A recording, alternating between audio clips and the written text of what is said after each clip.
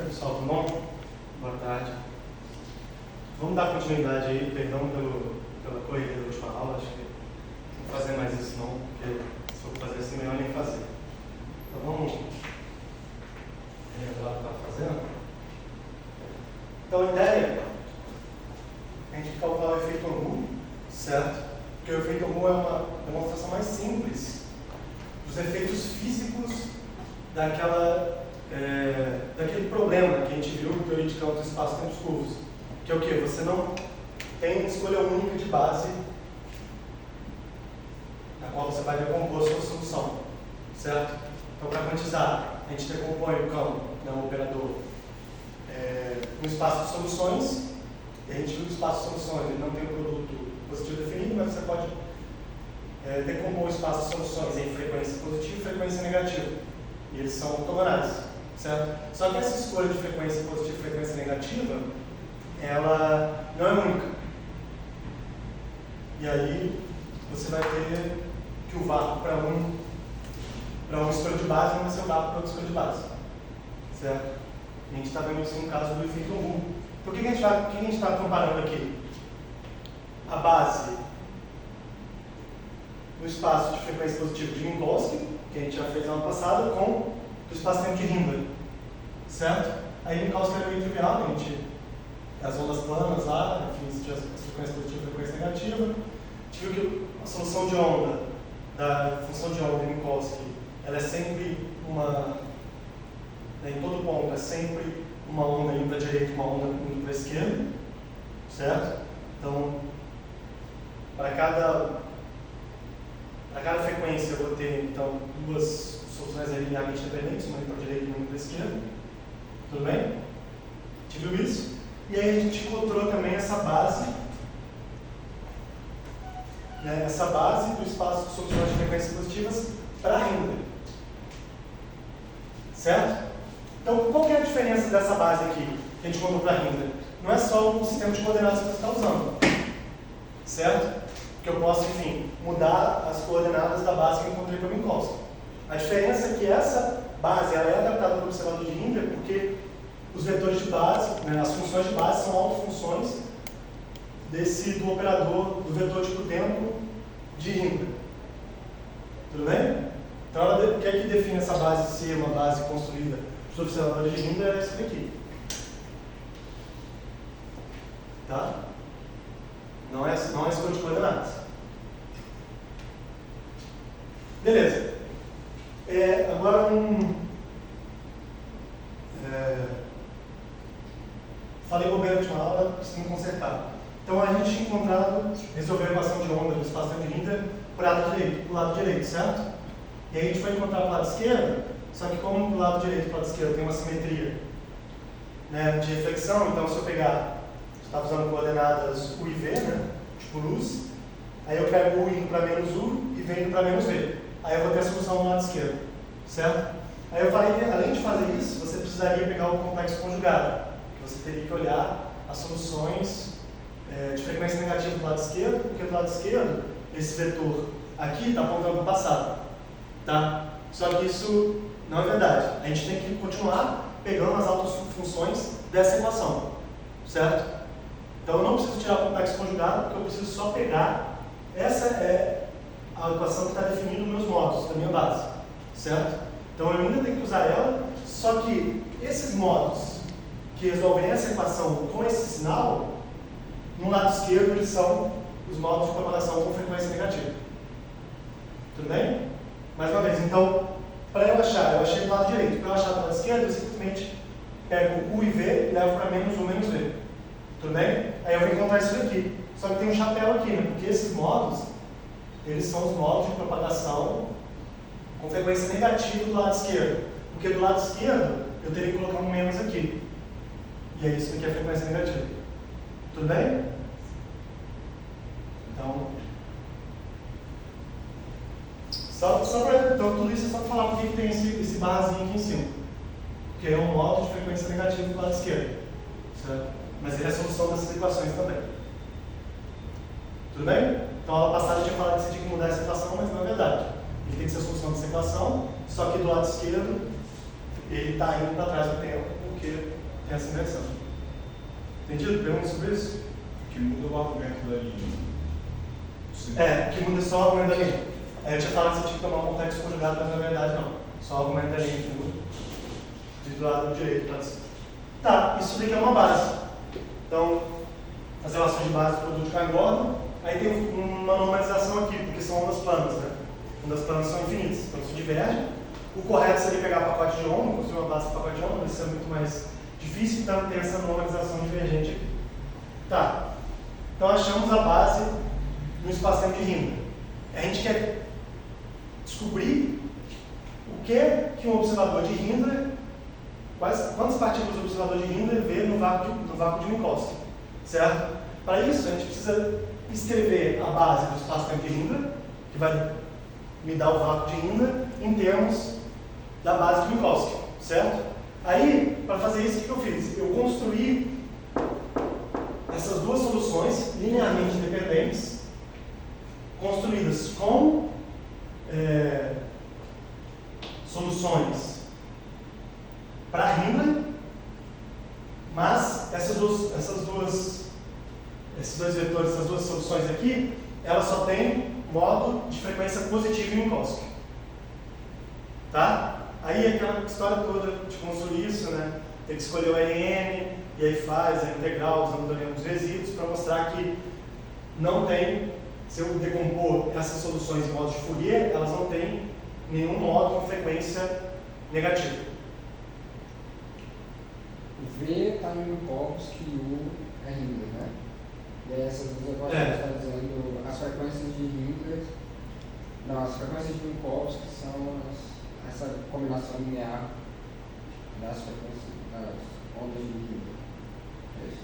Eu estou querendo dizer o seguinte, eu construí com as soluções de Rindler duas soluções linearmente dependentes que estão dentro do espaço de soluções com frequência positiva de Minkowski. Tá? Elas não são iguais às ondas planas de Minkowski. Tudo bem? Só que elas são linearmente dependentes, são duas, são linearmente dependentes e estão no espaço de soluções de frequência positiva de Minkowski. Tá bom? Notem que elas não são ondas planas, né? Então, elas pode ser que elas tenham operadores de criação e aniquilação diferentes dos operadores de criação e aniquilação que a gente tem quando a gente decompõe ondas planas para Minkowski. Só que, se ela só tem frequência positiva em Minkowski, significa da relação de Bogoliubov que os operadores de aniquilação desse V1 e V2 aniquilam o vácuo de Minkowski.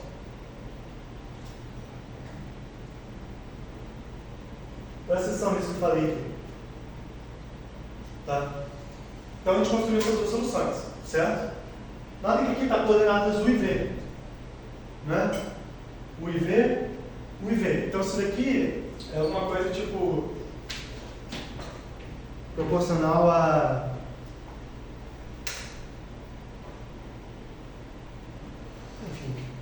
proporcional a essas duas aqui são uma coisa tipo proporcional a exponencial de ln de menos u e ln de menos v.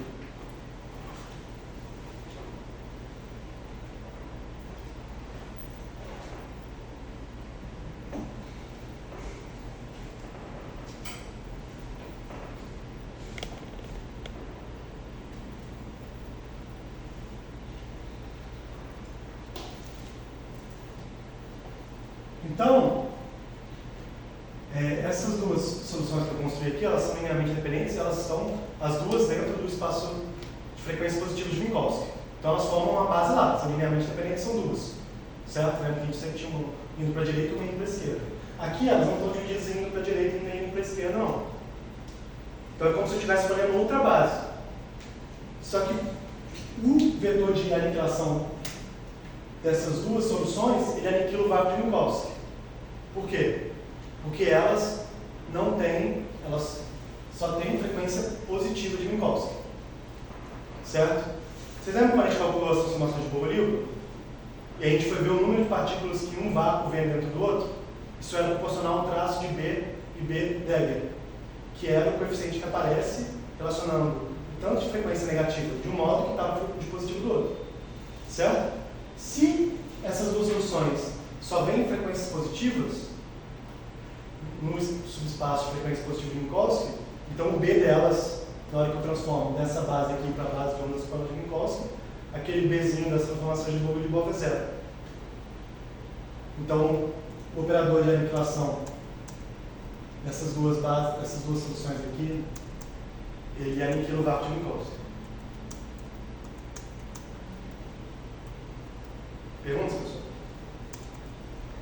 Ó, hoje quem fizer pergunta vai ganhar uma bala.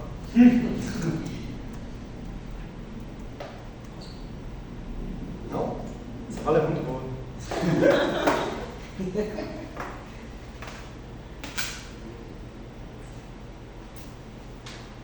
Vocês entenderam? O que é isso daqui?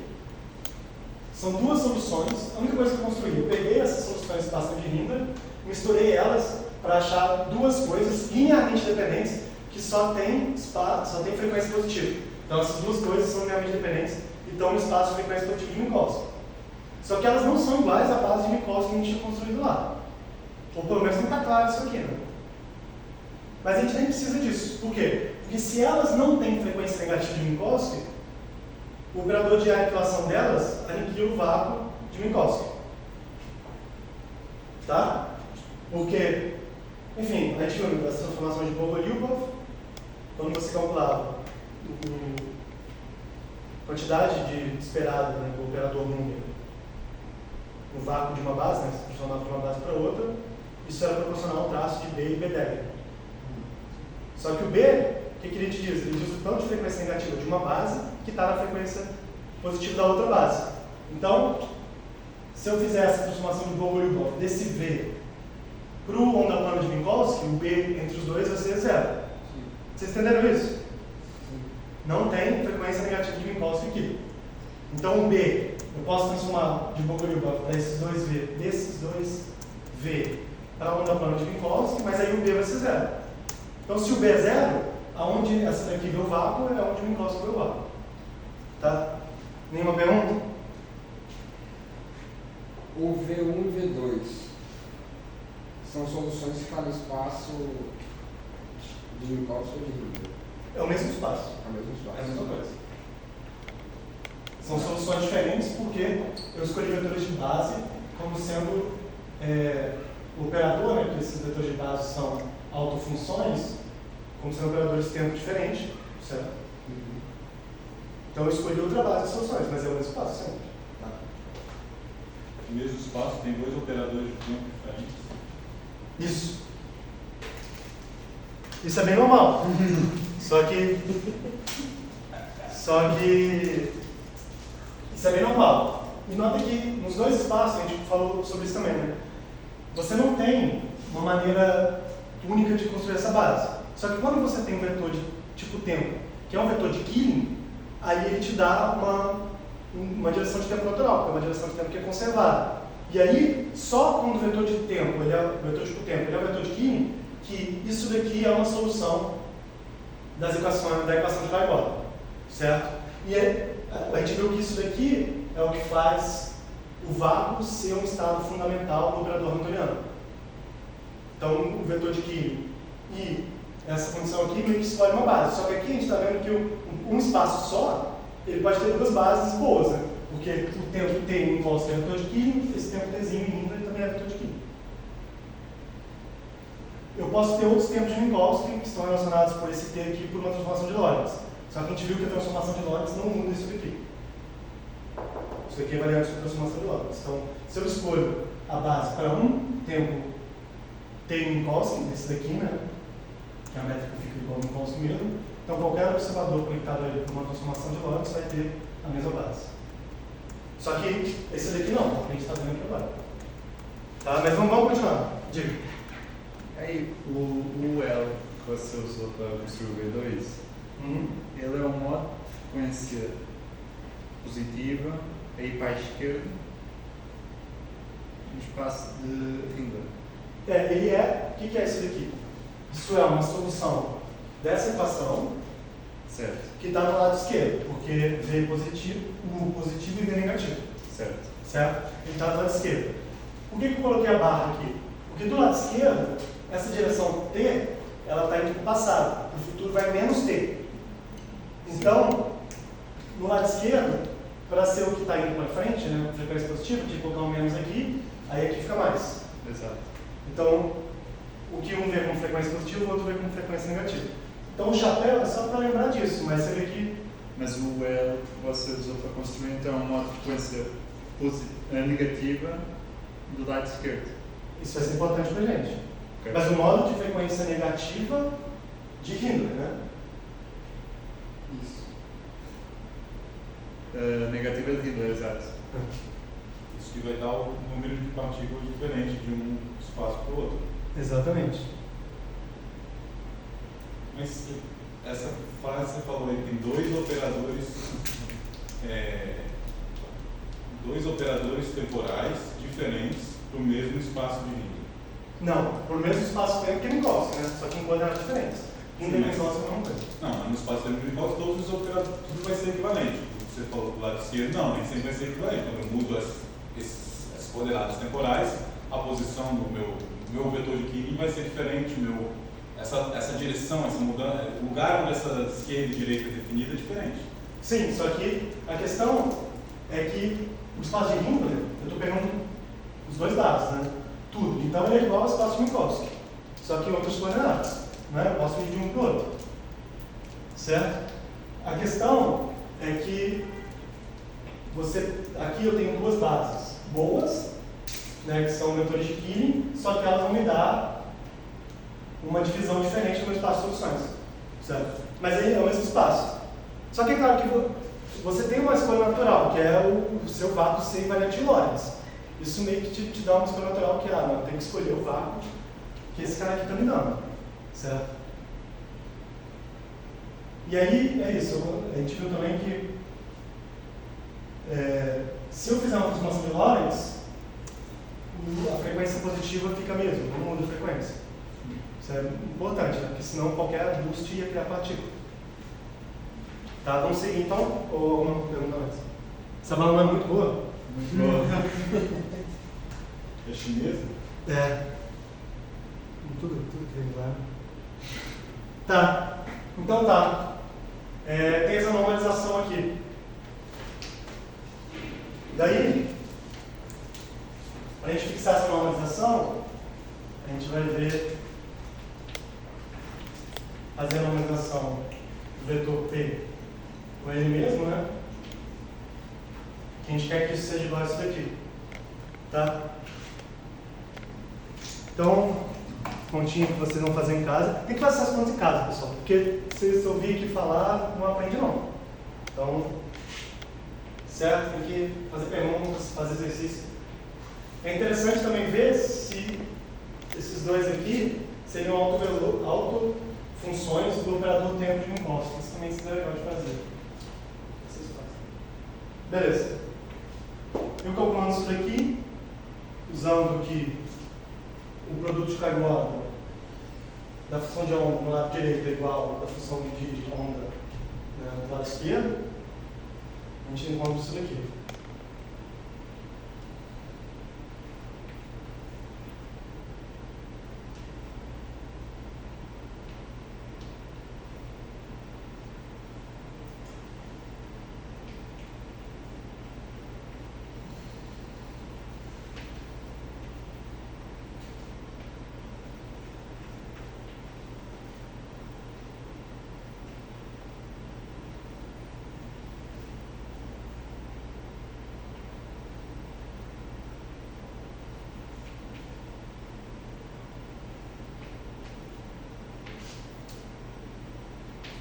Tá? É só usar as propriedades do produto de Kharkov, né?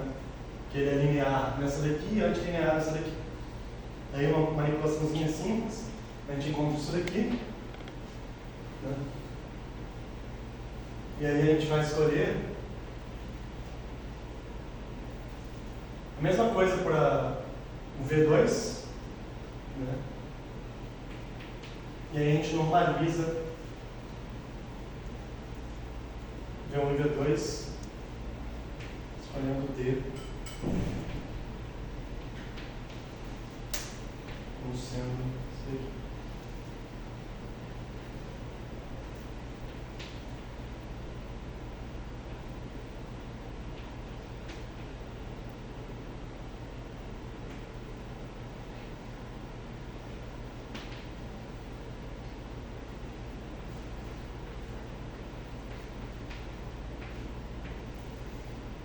Tá? Porque aí, com essa normalização, eu vou ter isso daqui, né? VPI.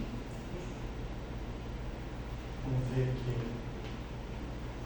J igual a N delta J delta.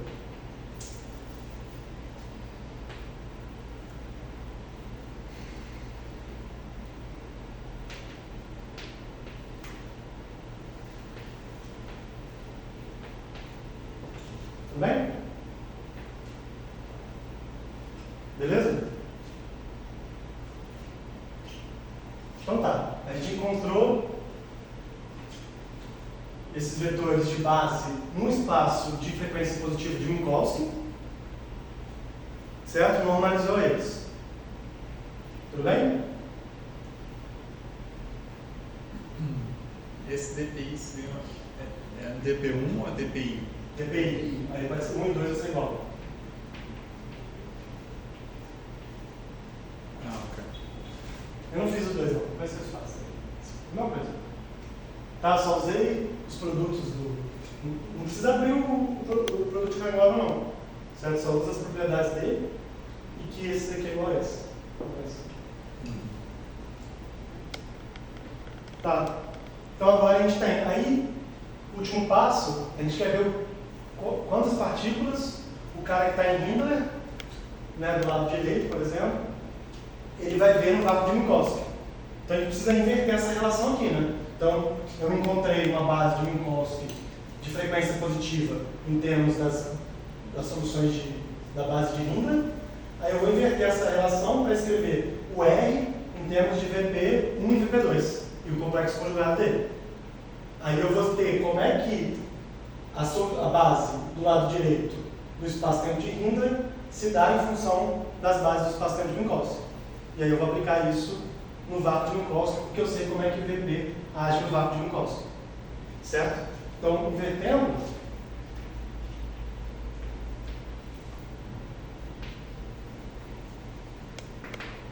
aí eu encontro que o R P é igual a isso, 2, 100.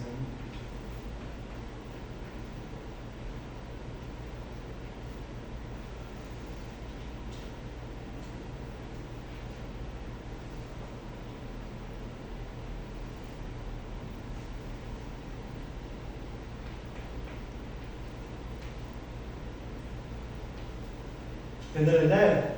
E aí, nessa inversão aqui, já dá para ver se Hindler vai ver o mesmo vácuo que Minkowski ou não. O que vocês acham? Qual a pergunta? Já daqui, né, escrevendo a solução de Hindler, né, em termos da base de Minkowski, já dá para ver se ele vai ver um vácuo, se ele vai ver partículas do vácuo de Minkowski ou não. O que vocês acham? Quê?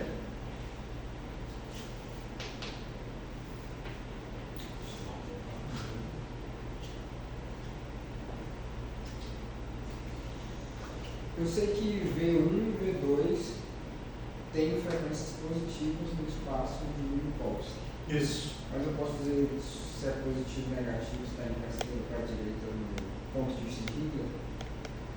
V1 e V2, eles são misturados, do ponto de vista de Hindler, e aqui você perdeu essa noção de um indo para a direita e um indo para a esquerda. Até em Minkowski. Tá.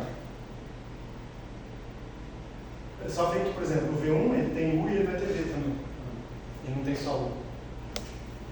E aí, vocês acham que vai ter na hora que eu aplicar esse operador no vácuo de Minkowski, vai ter partículas ou não?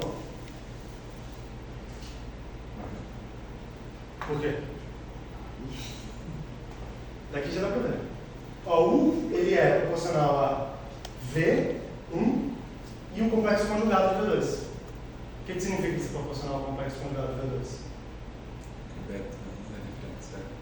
Que ele tem frequências negativas de Minkowski na frequência positiva de Riemann, certo? Então, ó, o V1 e o V2 são bases de frequência positiva, o complexo conjugado de V1 e V2 é a base de frequência negativa, certo? Então, aparece frequência negativa na base de frequência positiva de Riemann. Então, o B, aquele B que vai de uma base a outra, é diferente de zero, certo? A desperta era B. Mas isso aí é só o right, né? É só right, é só fazer right. Mas se eu fizesse a soma dos dois, não ia ter que dar zero? Right, left. Mas não vai dar não, porque aqui já... como assim? A soma dos dois? Não tem que dar zero não. Não. A questão é essa mesmo, porque... você escolher... Você está escolhendo outra base, né? Quando você faz isso daqui. Você escolhe um vetor de equilíbrio diferente. Isso já mistura tudo. Então, independente disso, você somar os dois ou não. Então, alguém do lado esquerdo vai ver partículas, do lado direito vai ver partículas. Se tivesse um observador global, ele também ia ver partículas. Enfim, vai depender do tempo dele, né? Se ele está acelerado ou não. Certo? Tem que lembrar também que as coordenadas elas têm um significado físico. Né? Exato. Tem vários operadores de tempo, várias coisas. Mas elas têm um significado físico, né? Então, quando a gente constrói um operador, uma solução para o espaço-tempo de Hindley, então adaptar as coordenadas de Hindley no qual as autofunções são autofunções do tempo no espaço de Hindley, então, quem que vai ver esse espaço, né? Quem que vai ver essas partículas? Quem vê esse tempo aqui, de Hindley, certo? Que é um observador acelerado. Então não é que o observador parado em Minkowski pode escolher o que ele vê ou não. Mas a minha pergunta sobre o right e left é se o seu observador não tem uma direção de aceleração. Se não vai fazer diferença, eu acho, se é um observador de Hindley vendo do right wedge e um observador de Hindley vendo do left wedge. O que ele vai ver, eu acho que é diferente. Não, é diferente, né? Porque o tempo no right, esse T ele aponta para o futuro. No left ele aponta para o passado. Exatamente. Então por isso a minha pergunta, se os dois juntos não deveria dar um zero, né? Não, mas... não tem tempo. Sim. O quê? Mas ele não vai ter uma temperatura negativa descancelada, né? A base é essa. Aí se você quiser ver por menos T, a base é outra. Né? Menos T a base é o barra de eles, né? Vai ser o barra dos dois. Certo.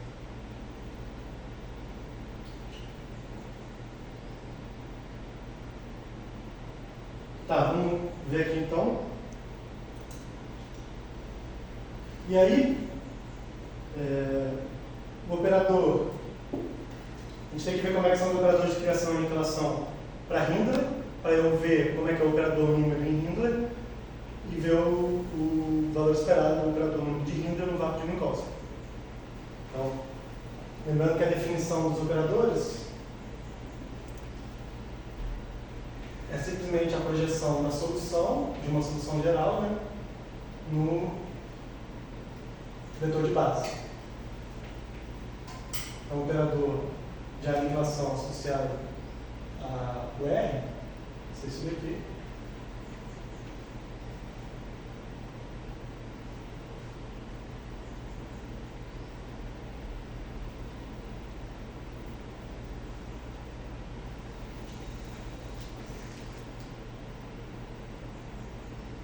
Aí eu simplesmente vou pegar essa solução que eu encontrei de UR em termos de V e o complexo conjugado de V, certo? Vou jogar aqui, tudo bem? Aí vai ficar V1 pela solução φ da minha equação de onda, V1 por φ é o operador de aniquilação de Minkowski, certo? E vai ficar V2 complexo conjugado por φ, que é a definição do operador de criação de Minkowski. Tudo bem?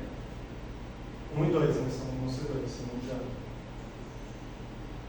Direito ou esquerda. O fio tem desculpa. O φ é uma solução qualquer. Lembra que os operadores de criação e aniquilação são os coeficientes que aparecem quando eu expando uma solução no vetor de movimento. Temos o vetor de base.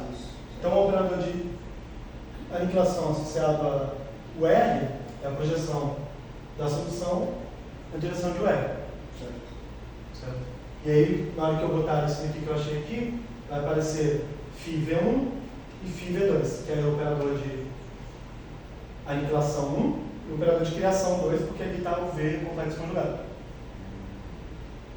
Certo? Lembrando da definição do operador de criação e aniquilação. Então, isso daqui vai ficar igual a isso daqui.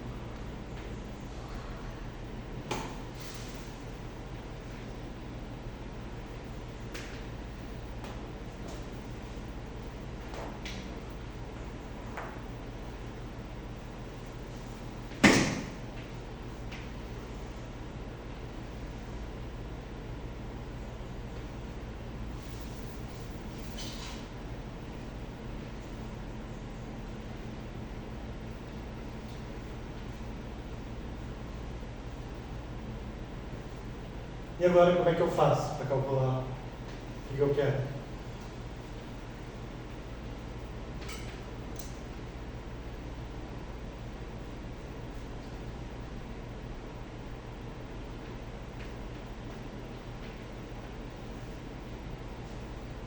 Vocês entenderam isso daqui?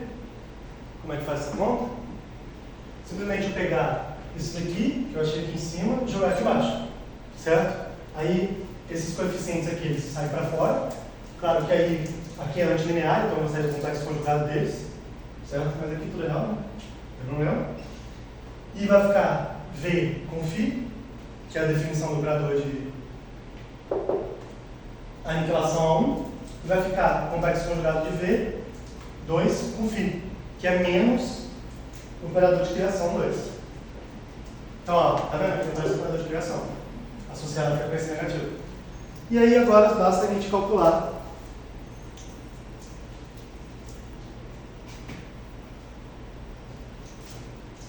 o valor esperado. Então, o que a gente quer ver? A quantidade de partículas, então é o operador número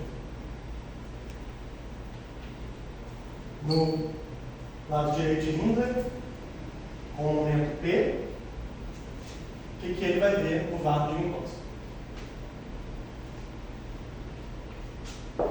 Tudo bem? Certo? Operador número no vácuo de Minkowski. Operador número.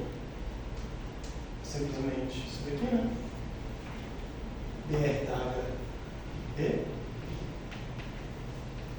Como é que eu acho que BR W? É só tirar o complexo, o hermitiano conjugado disso daqui. Tá? Do B. Tá. Vai vir aqui no B, esse operador de aniquilação vai bater no vácuo e vai dar zero. Certo?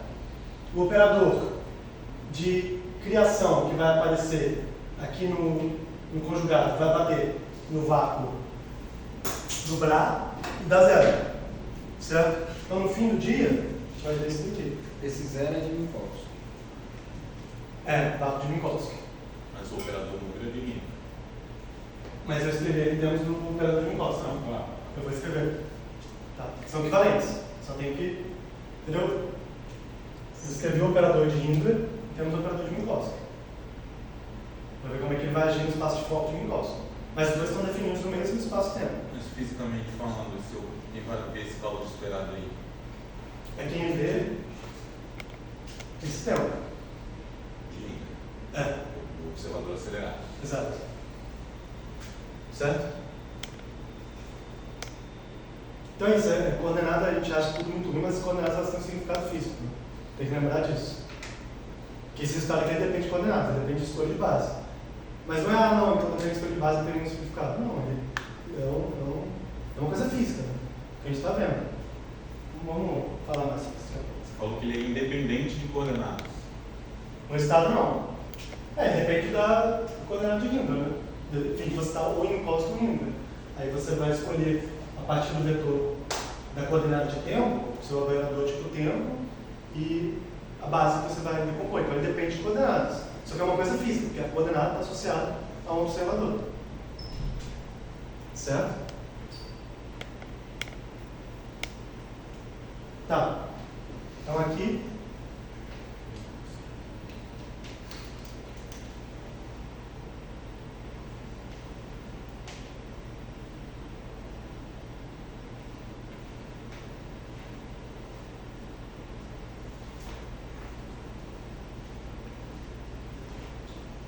Vai ficar isso aqui.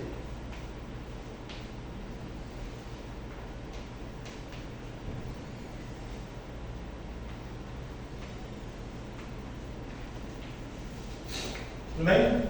Aí, isso daqui, eu posso usar as relações de comutação, certo? É o comutador dos dois. Isso daqui vai ficar igual a 1 menos a da HA, não é? Então, mais, né? Isso. Certo? E aí o AHA no vácuo vai aniquilar o vácuo. Então vai ficar 1. E aí isso aqui vai ficar igual a isso daqui.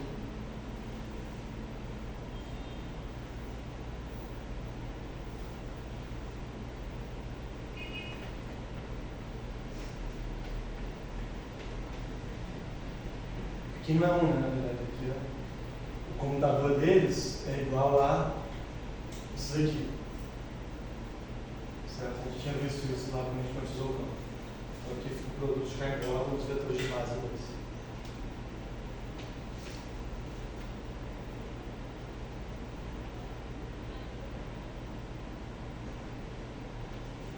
A gente vai normalizar como sendo 1. Lembrando, a gente não consegue normalizar isso, porque são ondas planas. Só que a gente vai supor que a gente consegue, o certo é fazer com ondas, com um pacote de onda. Tá? Você faz com pacote de onda? Acredito que sim. Nunca fiz não. Por que também? Mas não. Mas se o resultado Não, depende do valor desse N. Porque no fim o comutador, né, para você construir o espaço de foco, o seu comutador ele tem que ser igual a 1, né, para te dar a álgebra do operador de criação e aniquilação. Então, no fim do dia depende, para você construir o espaço de foco, vai depender. Aquela integral lá chata que está infinita e... Para pacote 11 tem esse problema ainda. Mas é um problema que a gente está acostumado, desde mecânica quântica, a ignorar. Mas o certo é fazer com um pacote de 11. Beleza. Então a gente vai ter isso daqui, a gente vai normalizar para 1, e aí eu encontro que esse valor esperado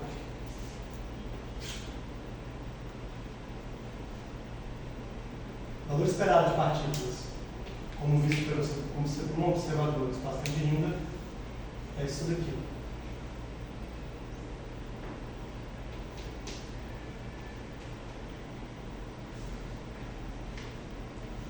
Aqui, eu só abri o seno hiperbólico, tá? Daqui para cá eu só abri o seno hiperbólico e tracei a exponencial aqui para baixo multiplicando. Tá? O que é isso daí? Isso aqui é a distribuição de Bose-Einstein. Certo?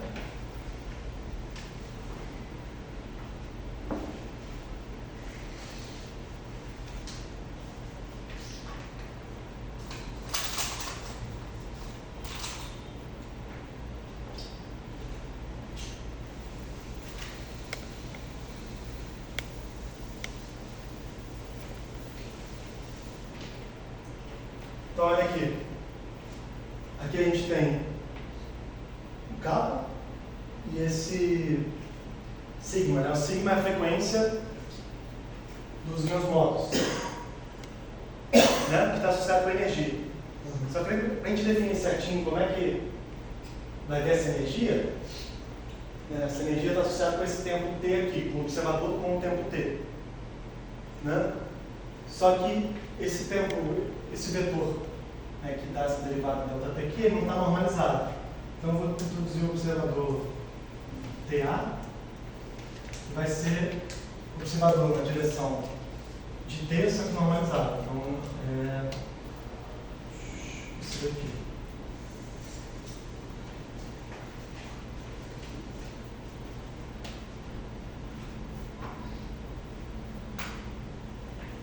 Porque com isso eu tenho que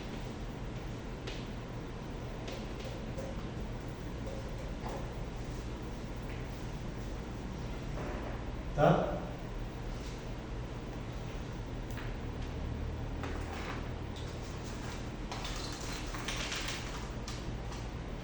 Só que quando normaliza, ele vai ver essa frequência um pouquinho diferente. Os modos são os mesmos, certo? Então, esse vetor aqui, que é um autovalor, essa função aqui, que é uma autofunção desse operador, também vai ser esse operador aqui. São proporcionais, certo? Só que tem uma normalização diferente. Então, se eu fizer isso daqui, igual a menos I vezes uma outra frequência de chapéu no P. Só que isso daqui é igual a 1 sobre kappa x delta t. Então isso daqui é igual a menos I sigma kappa x.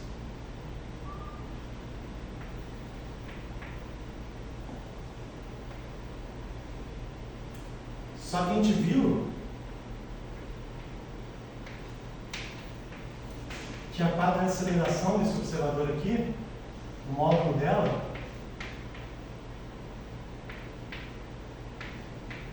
é igual a 1 sobre x. Então, se eu escrever essa frequência sigma chapéu dentro de sigma,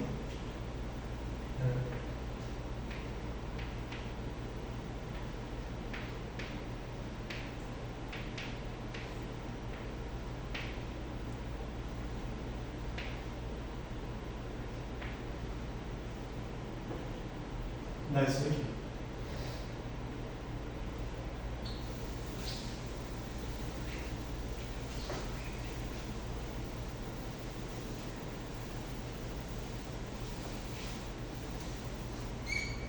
Então, como eu já disse, esse valor esperado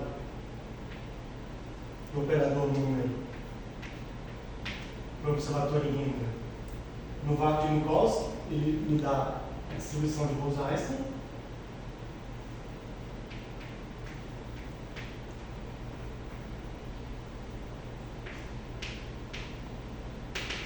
Quando eu identifico a energia, né, a energia do módulo e a frequência, vai levantar igual a 1.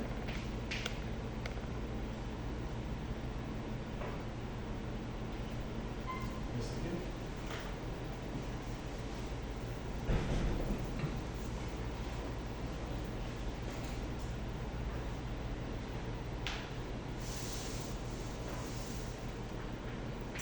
A energia do módulo igual a isso daqui.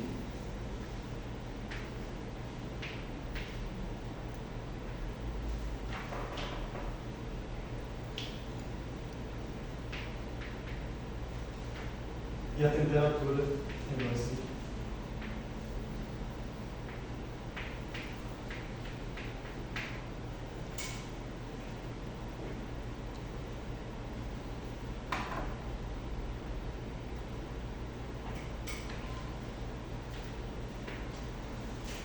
Certo? Que aí, né, só escrever o que está lá. A energia é igual à frequência, né? O H cortado a frequência, né? Porque a gente deu H cortado.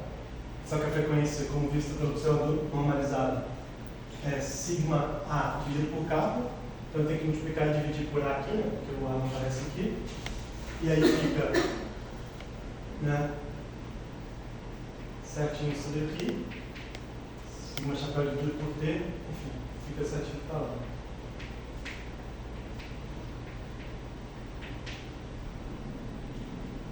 Aí eu tenho que multiplicar e dividir por A, e aí a temperatura vai ser A dividido por 2π. Então, um observador de Hindley vê no espaço-tempo, no vácuo de Minkowski, uma distribuição de Bose-Einstein se a temperatura A dividido por 2π, onde A é a aceleração do observador. Esse é o efeito 1. Se eu botar unidades aqui,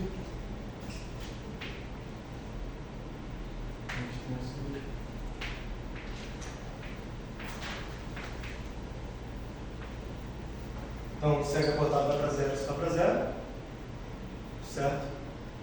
Então, o limite clássico, se C diverge, que seria o limite não relativístico, isso aqui também vai para zero. Então, a gente vê que é um efeito, né, de teoria quântica de campos mesmo. E é uma coisa muito pequena, né? Se eu botar unidades, a gente vai ter aceleração.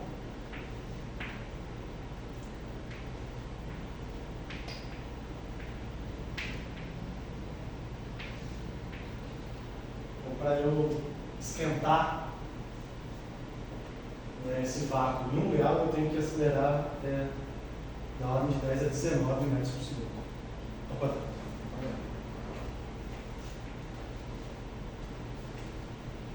Tá. Então o que a gente viu? Quando a gente foi quantizar campos, né, a gente quantiza decompondo a solução, né, que vai ser nosso operador, na base do espaço soluções. A gente tem que dividir essa base em frequência positiva e frequência negativa. Toda a questão é que essa divisão não é única, certo? Não tem uma maneira preferencial de fazer isso. Aí eu falei que se você tiver um vetor de Killing, tem uma maneira preferencial, que quando você tem um vetor de Killing, as funções que são autofunções da derivada de linha nesse vetor de Killing, elas são uma boa escolha de base, porque aí, fazendo essa escolha, a gente vai ter que o Hamiltoniano, o vácuo, vai ser o estado fundamental do Hamiltoniano. Certo? Aparecia isso lá. Tudo bem? Então essa é a escolha preferencial. Certo? Porém aqui, a gente está vendo que em Minkowski você tem mais de uma escolha preferencial também. Certo? Claro, como a gente está falando, está associado com o observador, né? Certo? Mas se eu tenho um observador de Hindley, então, que é dado por esse operador aqui, e aí eu decomponho a minha base como autofunções desse operador, certo? Na hora que eu for ver o valor esperado do número de partículas dessa base no vácuo de Minkowski, ele vai ver uma distribuição de Bose-Einstein a temperatura igual a A dividido por 2π. Então ele vai ver a temperatura, certo? Então é diferente, porque quando eu falei, né, dessa questão do vetor de Killing, acho que eu comentei também que você pode, quando você tem um campo gravitacional que depende do tempo, você pode ter criação de partículas, né? Porque aí, se depende do tempo, o seu tempo não é mais vetor de Killing, certo? Então, essa escolha de base ela não vai mais valer, você vai ter que fazer uma outra escolha de base depois, se ficar estacionário, e aí você vai ter criação de partículas. Então, seria a criação de partículas por causa de um campo gravitacional que depende do tempo. Aqui é diferente, certo? É diferente? Sim, porque o seu espaço-tempo em nenhum momento depende do tempo. Você tem dois vetores de Killing que formam a base, só que elas não coincidem, certo? E aí é importante entender por que o Minkowski é tão especial. Porque todo o tempo que eu escolho, né, dado que eles estão, que a métrica é a métrica de Minkowski, então todo o tempo está relacionado com uma transformação de Lorentz, ele vai ter a mesma decomposição em termos de frequência positiva. A gente mostrou isso, né? O que vocês acham? As perguntas? Vamos lá, pessoal.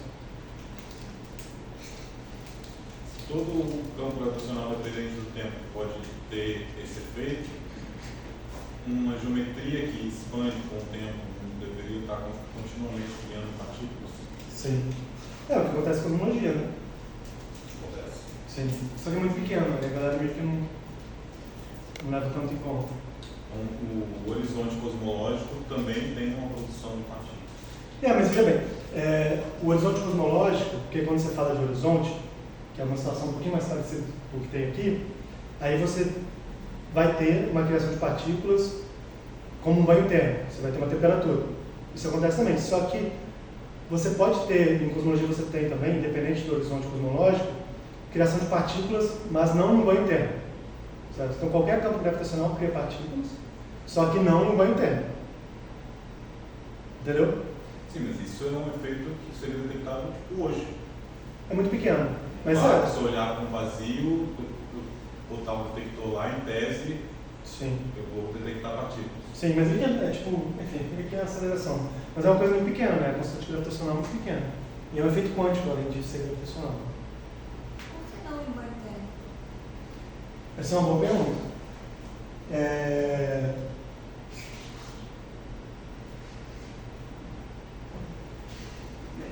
Não, enfim, porque eu realmente não sei. Acho que é uma pergunta. Porque para mim é muito claro que o campo gravitacional possa criar partículas, assim como o campo elétrico também cria partículas, certo? Mas o campo gravitacional depende do tempo, elas não, quando você faz a conta, tipo, para a gravitação, não vai te dar um operador número que é uma distribuição de alguma coisa tipo de Bose-Einstein, certo? Então você faz a conta, você vê que não é Distribuição de Bose. que você não está criando partículas no banho interno, certo? Você vai criar partículas, gerar um estado squeezed, blá blá blá blá, você cria um monte de partículas, mas você vê que elas não estão no banho interno, certo? Agora o porquê, aí já é uma coisa que eu realmente não entendo. Eu não sei se alguém entende ou não, vou falar a verdade para você. Porque, em geral, associa-se, né, é mais ou menos entendido que sempre que você tem um horizonte, aí sim você tem banho interno. Aqui a gente tem um horizonte de Riemann, no buraco negro você tem um horizonte de eventos. Mas você pode ter as duas coisas também. Sim. Se você tiver um horizonte dinâmico, esquece cosmológico, mas um buraco negro que está crescendo e diminuindo, ele vai ter o banho interno e vai ter o efeito de desvios do banho interno, que é o que a gente calcula chama Gray Body Factors. Desvio da radiação de corpo negro devido a possíveis desvios dessa dinâmica estática dele do vácuo. Perfeito. Sim. De fato, na verdade, até quando o buraco negro é estacionário, você tem corpo cinza. Eu vou falar sobre isso também. Mas, então é isso. Quando você tem, entende-se, quando você tem um horizonte, aí sim você tem banho interno. Porque é o que mostra na conta, mas é uma coisa que eu particularmente muito difícil de entender. Porque é até difícil entender o mecanismo que está criando partículas. Né? Eu acho isso muito curioso. Não o mecanismo que está criando partículas, mas o mecanismo que cria elas em um banho interno. Né? Não sei, eu até queria perguntar a opinião de vocês. Se vocês acham que isso é óbvio, se isso é intuitivo. Acho que essa é a pergunta. Por um lado, também não é tão contra-intuitivo, né? Você pensa, o que é a temperatura? Vamos pegar, mais trivial. É a agitação de moléculas, certo? Então eu tenho um monte de bolinha lá, e aí eu acelero elas. A energia cinética delas vai aumentar. Então a energia cinética média delas vai aumentar. Então a temperatura vai aumentar. Faz sentido, né? Só que aqui não tem bolinha nenhuma. O que está sendo excitado, né, por essa aceleração? Quem está acelerando. Você está supondo que está alguém acelerando. Quem que está acelerando esse cara? Tem alguma energia sendo injetada aí nesse vácuo. Então você está.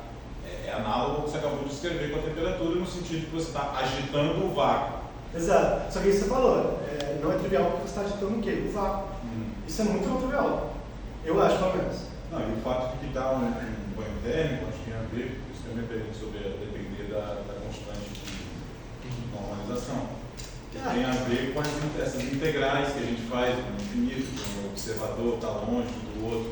Quando a gente calcula a temperatura de Hawking, depende do fato do observador estar no infinito para poder estar no espaço de Hawking e o buraco dele está aqui. Exato. Quando eu começo a querer calcular a temperatura de Hawking aqui, não existe.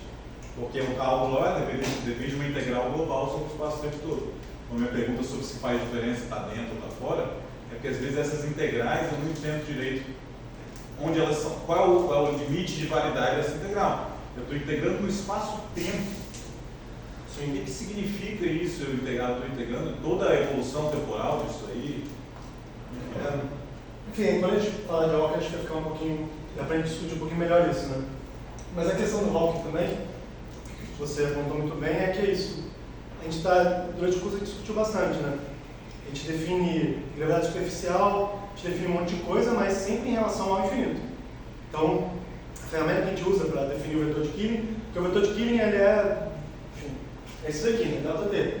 Só que ele poderia ser 5 ΔT. Aí você teria uma temperatura diferente. Você teria uma gravidade superficial diferente. Por que a gente escolhe esse? Porque esse é o tempo que um observador lá longe vai ver. Você precisa desse cara. Certo? Eu entendo mais nesse sentido do que de integral. Tem também, a gente vai ver também, vou falar agora, né, que a maneira como a gente calcula, aí a gente também, as equações ficam muito mais simples nesses limites. Então você consegue definir as coisas lá também. Diga. Eu não sei se foi claro essa questão que você falou do banho térmico está relacionado ao horizonte, mas aí mencionou o caso do horizonte cosmológico. O caso do banho térmico está associado a um horizonte estático. No caso cosmológico, você tem um horizonte que está evoluindo e aí você não teria um banho térmico por causa dessa questão do grau. Você tem um banho térmico, é porque em cosmologia você tem as duas coisas. Né? Você tem uma gravidade que muda com o tempo, certo? E isso vai criar partículas, só que não em banho térmico, certo? E você tem também o horizonte, né? Que um observador, enfim, ele vai ter um horizonte ali, que é quando ele veria as coisas não chegam até ele. Mas, de novo, o banho térmico só aparece no limite do infinito. O limite que esse horizonte só é um banho térmico se eu sou um observador aqui dentro do meu universo e o meu horizonte cosmológico é uma coisa lá longe de mim e eu vou observar ele irradiando para mim, aí vou ver ele como... Mas eu não sei, você está perguntando, é o que eu tenho pensado muito esses tempos. Se você tiver um observador lá perto desse horizonte cosmológico, um horizonte cosmológico surge, todo o universo está perto desse horizonte. Essas coisas vão detectar o quê? Qual é a radiação e qual é o efeito dessa radiação, que é meio que de fora para dentro, né? O horizonte está injetando partícula, está gerando, e eu não sei se é um banho térmico automático. Assim, não é criou esse horizonte, como é que ele está se comportando quando ele é criado? Tá, e além disso, fora do horizonte, bem longe do horizonte, que você se pode continuar. Fora do horizonte cosmológico. O que vocês estão... O que é fora do horizonte cosmológico? Eu não sei o que acontece fora. Por que vocês estão chamando de horizonte cosmológico? Toda vez que tem um espaço expandindo aceleradamente, por causa dessas pontas aí de Higgs, vai ter um horizonte. O horizonte aparente. Por exemplo, eu tenho um horizonte de eventos, eu tenho um horizonte de partículas. Não, um horizonte aparente. É o horizonte É o horizonte aparente. Né? Mas ele, o horizonte de Kerr também é um horizonte aparente. Mas, pelo que eu entendo, é uma coisa não local mesmo. Assim. A gente está falando de vácuo, né? O vácuo ele é muito emaranhado. Então, Mas a pergunta dela, o que acontece fora do horizonte cosmológico? Mas tem que definir, né? Mas, enfim, o horizonte cosmológico também é complicado porque depende do observador, né? A parada você não tem mais esse assintótico para você definir bem as coisas. Então as coisas são meio mal definidas. Né? As pessoas fazem um buraco negro Schwarzschild de Sitter. Não, de Sitter é melhor, porque de Sitter você tem um vetor de Killing. Você tem algumas coisas mais bem definidas. Né? Sim, mas no caso do Schwarzschild de Sitter, você vai ter dois horizontes. Sim. Dois horizontes vão radiar. Sim. Os dois horizontes vão ter temperaturas com sinais opostos. Diferente, sim. Gera, sei lá, problemas. Quem é o observador de Hawking nesse caso? Sim. É diferente. Você tem Quem é que está no infinito? diferente. Se o horizonte está de um lado, tem um horizonte do outro. Sim. Não, sim, não, professor. Não, pô. Não é uma pergunta. Não, eu sei, pô. Isso é verdade. Quando você tem Schwarzschild de Sitter, você tem mais de um horizonte. Certo? Você tem mais de um horizonte e lá é muito mais difícil porque você também, enfim, você tem dificuldade de saber aonde você vai definir as suas cargas, né? Porque o buraco negro, enfim, a termodinâmica, além da temperatura, tem as tendências extensivas, né? Que nem é tão extensivo aqui. Certo? Então você tem todos esses problemas aí em Schwarzschild de Sitter, por exemplo. E aí tem uns artigos muito bons, do Jacobson, por exemplo, que ele vai tentar fazer termodinâmica disso. E aí ele divide o de Sitter em regiões diferentes, que seriam termodinâmicas diferentes, certo? Então você teria regiões diferentes, cada uma teria sua temperatura diferente, e você tem transições de fase entre elas. Então não seria uma coisa global, uma termodinâmica global, você tem coisas diferentes. E aí tem que ver, eu não estou certo como que ele define certinho, porque enfim, ele define uma região assintótica, só que essa região assintótica, por exemplo, de Schwarzschild, né? Você tem o horizonte de Schwarzschild e o horizonte de de Sitter. Aí vai ter uma região assintótica que cobre Schwarzschild, mas não pega de Sitter. E aí ele define uma outra que pega de Sitter e não pega Schwarzschild. E aí ele vai discutindo essas coisas, mas não, realmente não sei não, isso é bem não trivial, mas muito mais não trivial do que esse caso aqui. Eu sei. Tem um artigo que a galera faz um buraco negro dentro de um vazio cósmico. Aí aparecem dois horizontes, um um horizonte aparente dentro do vazio cósmico e um horizonte do buraco negro. Aí o que a gente faz é dividir realmente em duas regiões diferentes, porque não dá para tratar a termodinâmica dos dois horizontes ao mesmo tempo. Faz mais sentido essas duas coisas diferentes. Mas é muito trivial, tem. Enfim, cosmologia assim, é muito não trivial. De Sitter é muito não trivial. Esse artigo de Jacob ele começa a fazer isso em 2023. Uma coisa bem recente. Aquele TED já fez. TED Jacob. Ainda trabalha? Sim. Pô, ele é muito bom. Mas ele tá bem velho. Ele é muito velho. Achei que você estava no artigo dos anos 90. Não, é de 2023, sim. Ele tá fazendo feito bastante coisa assim. Beleza. Então vamos seguir, né? Mais perguntas, pessoal? Eu te dei a aula?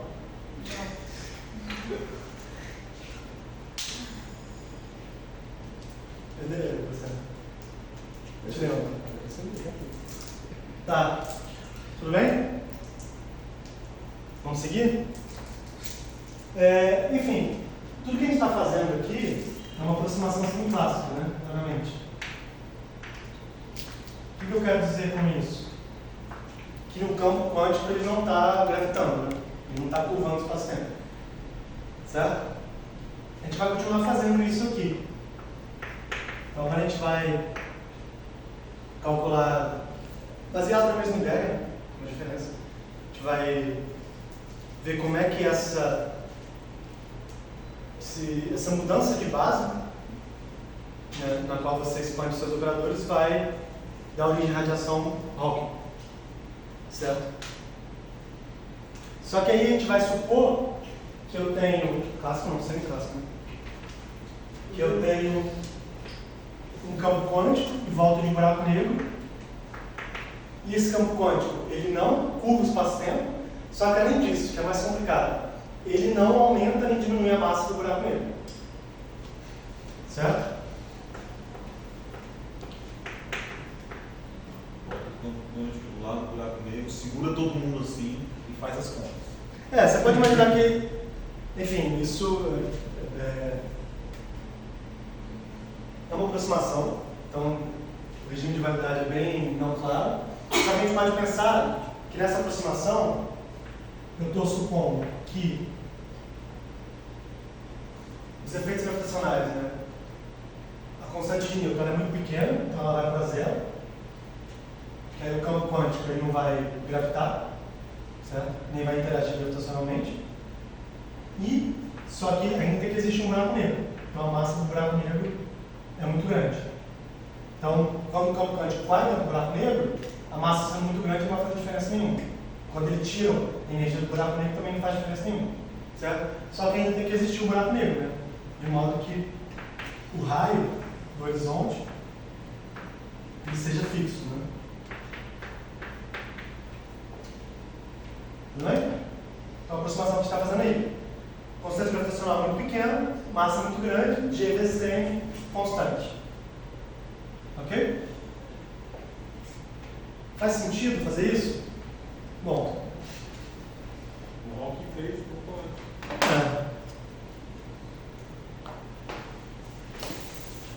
A gente tem que começar de algum lugar, né? Vamos pensar assim. A gente tem que começar de algum lugar. Só que faz um pouquinho mais sentido, né? Porque então o M tem que divergir tão rápido quanto o G vai para zero. Isso significa que se eu pegar M vezes raiz de 8πg, isso tem que divergir, né? Porque está a raiz de G, vai para zero mais quadrado que M diverge.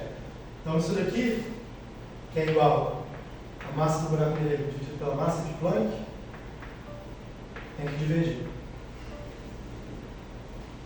Se a gente pegar um buraco negro e uma massa solar, essa grandeza aqui, o inverso dela, na verdade, né?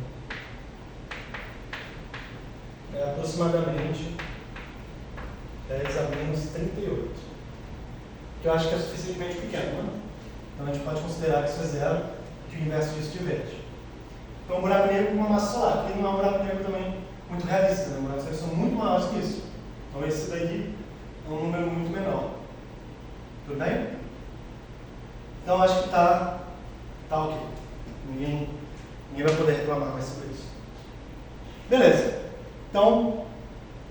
A gente vai fazer a mesma coisa. A gente quer comparar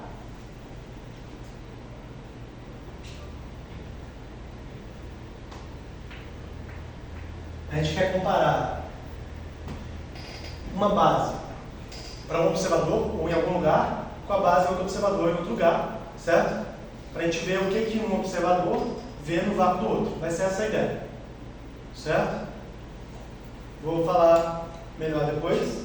Só que para começar, a gente tem que entender como é que são os modos. Não, antes eu falo outra vez. Então vamos voltar para a escola.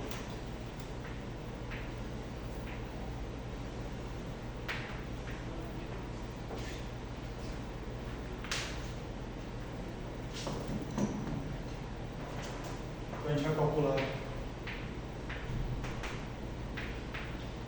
Quantizar um campo aqui em Schwartz, certo? Métrica é isso daqui.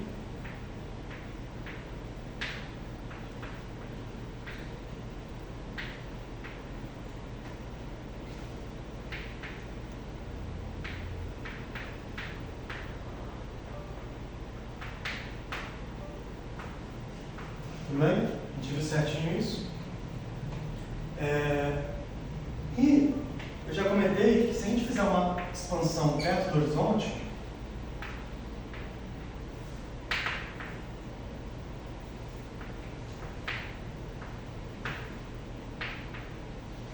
a métrica de Schwartz, ela vira isso daqui.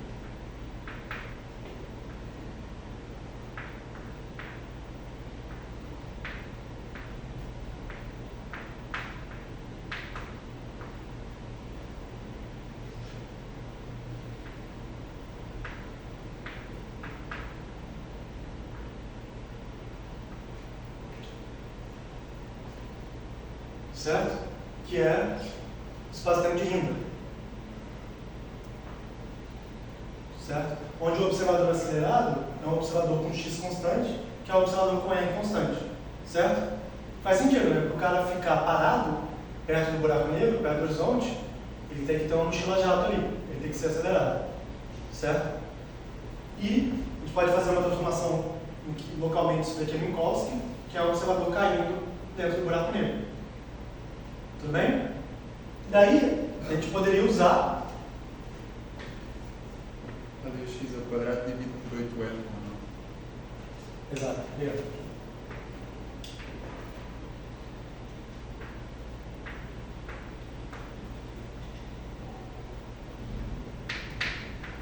E K é igual a 1 sobre 4L.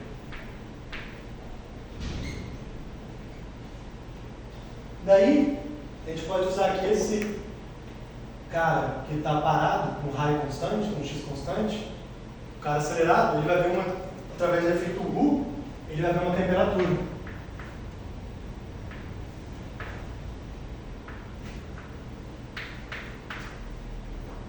Certo?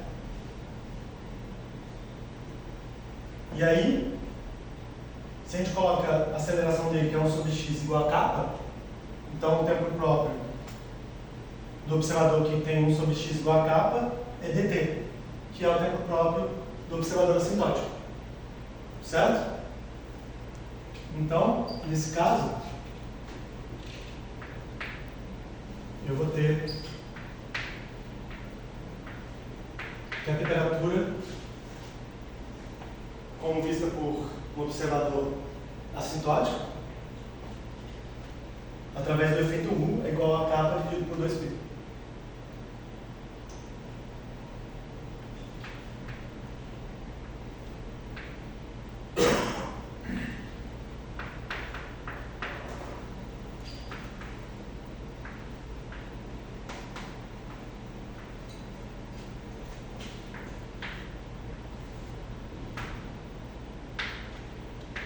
Pronto, está feita a questão.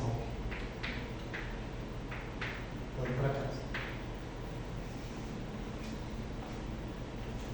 Tô brincando. O que vocês acham disso aí?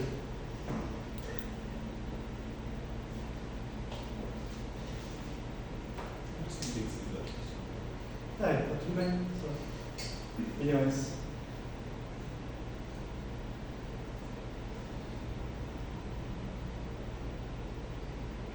Então o que eu falei?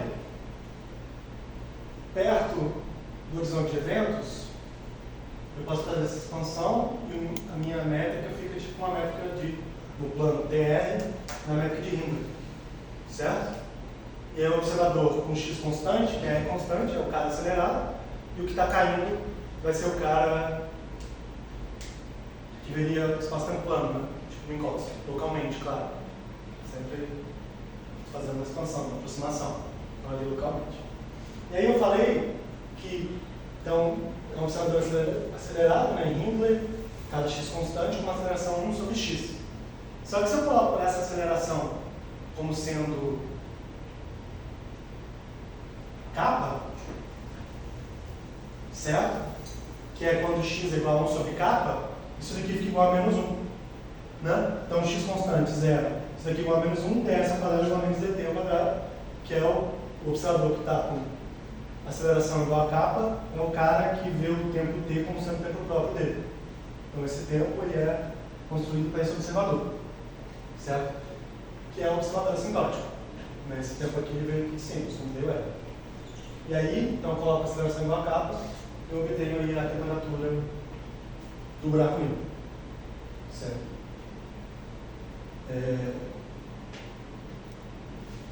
Eu acho esse resultado meio problemático, certo?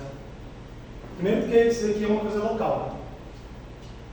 Então, quando a gente fez o efeito nu, a gente construiu um espaço de soluções, fez tudo certinho, resolveu a equação e comparou os dois. Então não fez uma coisa local, a gente realmente construiu esse espaço de Hilbert, que descreve o campo quântico. Aqui é uma coisa local, certo? E mais, além disso, mais do que isso, né? Eu acho que se esse resultado aqui me parece dizer também que sempre, porque eu sempre posso fazer isso, né? Se eu tenho um observador num campo gravitacional, eu posso entender ele como observador parado no campo gravitacional. E um observador geodésico significa que um tem uma aceleração relativa ao outro. Não é? Então eu sempre consigo fazer uma aproximação de modo que um veja o espaço-tempo de Hindley e o que está caindo vai ver o espaço-tempo de Minkowski. Então, supor isso daqui, parece querer dizer que localmente qualquer campo gravitacional gera um banho térmico de partículas. Certo? Porque localmente, eu sempre vou ter, né? Eu tenho um campo gravitacional, eu sempre tenho um observador geodésico e um que não é geodésico. Um em relação ao outro significa que um está acelerado em relação ao outro. Então, localmente, um vem Minkowski e o outro vem Hindley. Tudo bem daí? Localmente. Então, poderia fazer esse mesmo resultado. Certo? Que é basicamente o que o Jacobson faz no PPL de 95. Que é ter uma dinâmica de horizontes. Né? Qualquer observador ele tem um horizonte de Hindley. Mas aí você estender a termodinâmica para isso, já me parece um resultado muito mais... Me parece, enfim, tudo indica que está certo de alguma maneira, não sei. Mas me parece muito menos fundamentado do que o cálculo que a gente vai fazer aí para a temperatura do buraco negro mesmo. E que a gente fez para Hindley. Certo? Mas enfim, só comentar também, então aqui a gente tem a temperatura do buraco negro, que eu já adianto que vai ser isso daqui. Certo? Aí, aqui aparece o raio do horizonte, certo? Se a gente lembrar que, então, né, temperatura, se eu tiver que colocar ali, temperatura perto do buraco negro vai ser proporcional a 1 sobre o raio do horizonte, certo?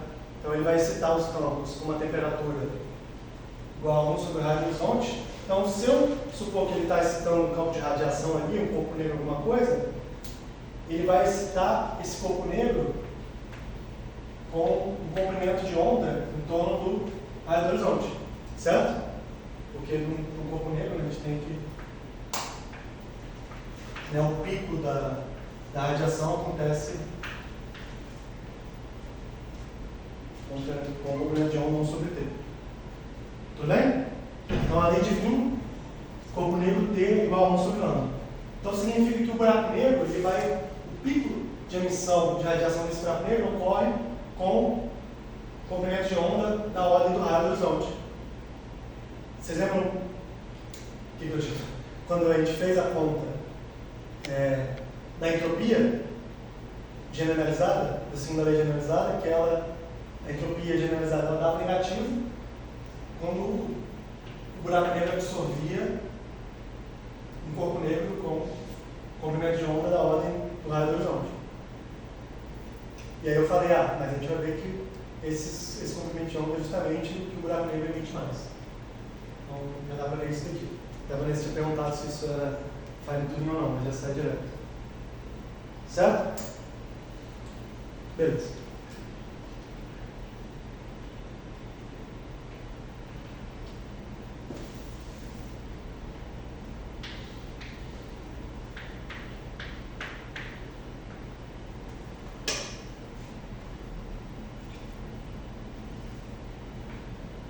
Bom, então para fazer as coisas direito, a gente tem que entender como é que se comportam as soluções da equação de Taylor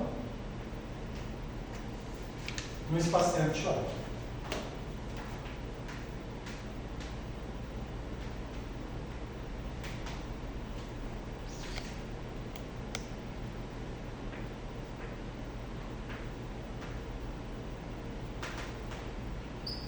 Ok? Então a gente vai procurar soluções da equação de Taylor. Eu vou colocar uma massa aqui, só para discutir um pouquinho o efeito da massa, mas depois vou colocar igual a zero, tá? No caso,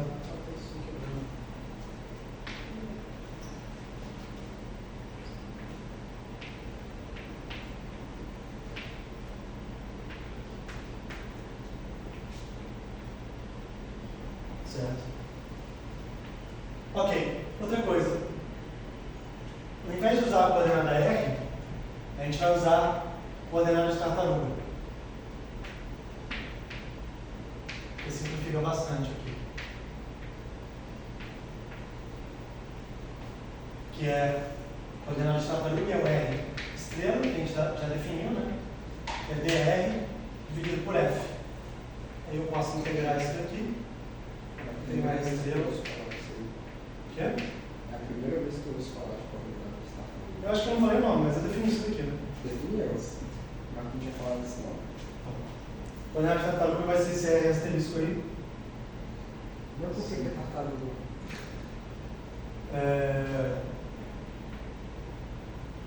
Não, porque vai dilatando, né? A distância, à medida que você vai chegando perto de. É tartaruga de lata? Não sei, na verdade. Não sabia que tartaruga de lata.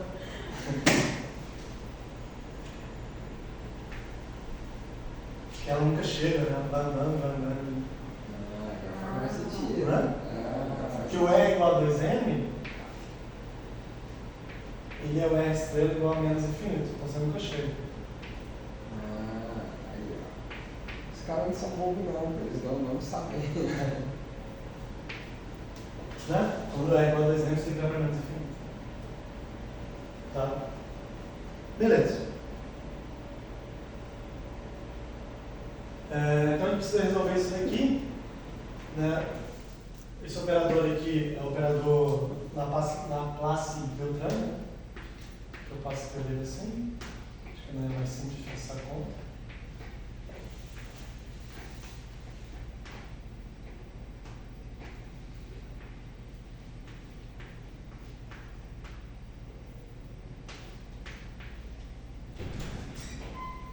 Certo? E usando a coordenada tartaruga, a minha métrica agora fica isso daqui. Fica F dt mais dr estrela mais a parte angular. Ok? Aqui eu estou deixando o R ainda, certo? Só que o R é uma função implícita do R estrela, certo? Eu posso inverter isso daqui, né? O computador pode. Então, ele é monotônico, né? Em R de 2M até infinito. Então, dá para inverter nesse intervalo. E aí o R vai aparecer para a gente sempre, só que ele vai aparecer como uma função implícita do R estrela.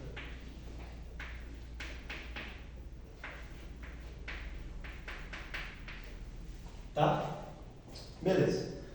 E aí aparece aqui também o determinante, né, raiz determinante da métrica, que aqui é simplesmente f vezes r ao quadrado seno de θ.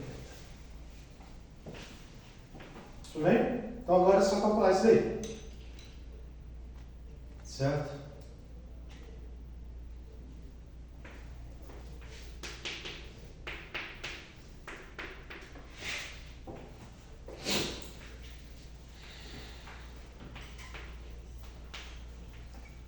Vai ser interessante dividir essa métrica em duas partes. Na parte TR e na parte esfericamente simétrica. Porque, enfim, a solução é esfericamente simétrica. Então, acho que é meio óbvio que tipo de base a gente vai procurar aí. Então, vou escrever esse operador e eu vou colocar de um lado a parte TR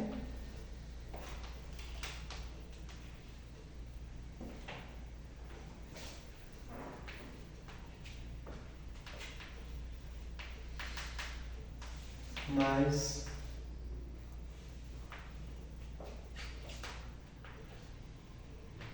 a parte esfericamente simétrica.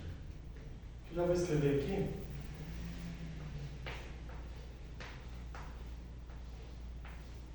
Como sendo esse operador triângulo aqui, tá?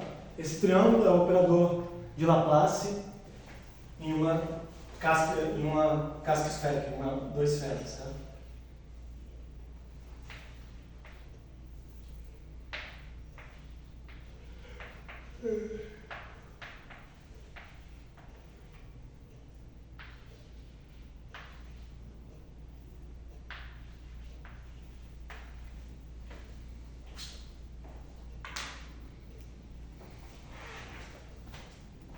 Vou escrever aqui.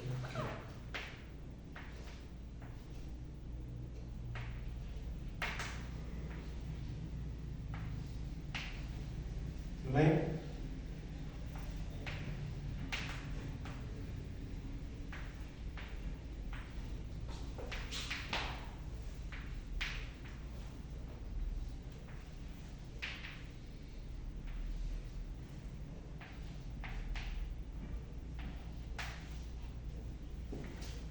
Ok?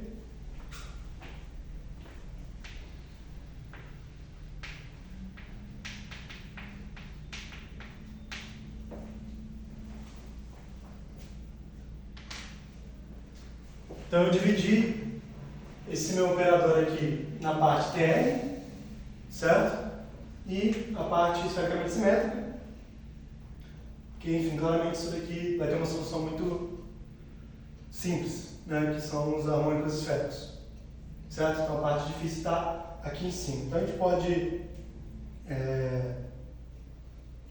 esse operador aqui, né? Eu vou chamar ele de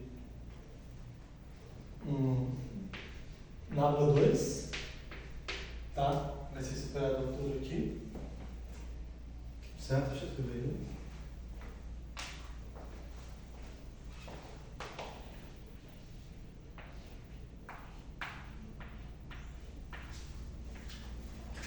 Ok?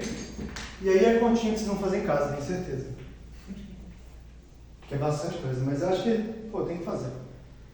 Se não fizer isso, vocês vão fazer o quê? Pô. Ver a Copa? Não, né? Ver Portugal perder gol?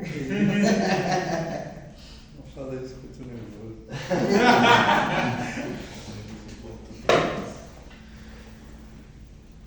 Tá. Então esse operador aqui é o operador caixa. É o operador caixa. Então, acho que é um sinal bom, né? Então a gente tem o operador caixa aqui nesse plano bidimensional. E aí vocês vão fazer conta? Não vou fazer não. Eu ia fazer, não vou fazer não. Vocês fazem em casa. Tá. Daí, para simplificar um pouco, eu vou escrever esse φ aqui como sendo um outro φ dividido por R, certo? Aí, o operador caixa bidimensional, né, vai ficar igual a isso daqui.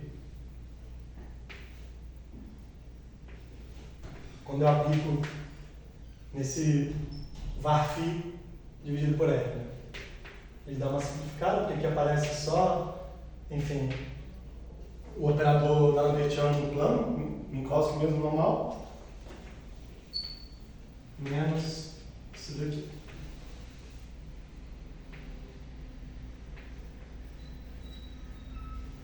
Tá, então, qual que é a simetria de Schwartz?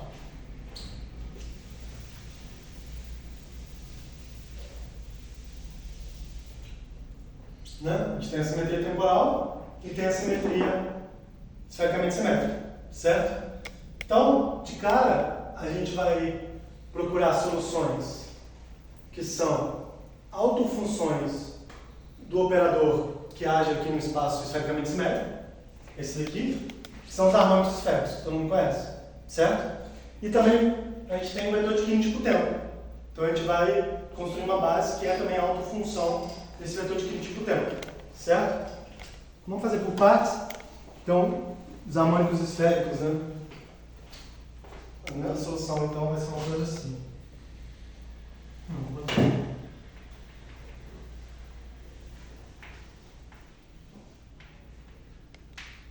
Tá, então, a minha solução vai ser decomposta em termos de uma base, que é a autofunção do operador laplaciano na esfera e o operador temporal.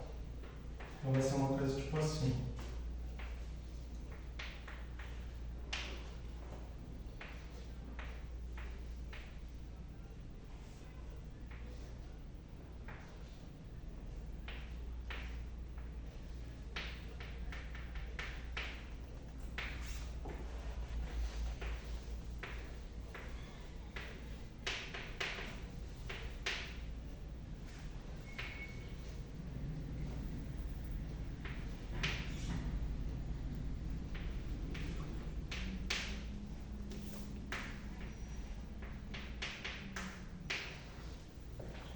Ok?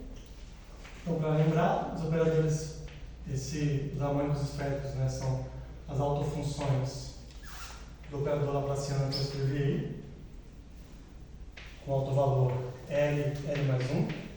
Né? O que é L? É o momento angular orbital, certo? E M é a projeção do momento angular orbital sobre a direção Z que o φ está definido.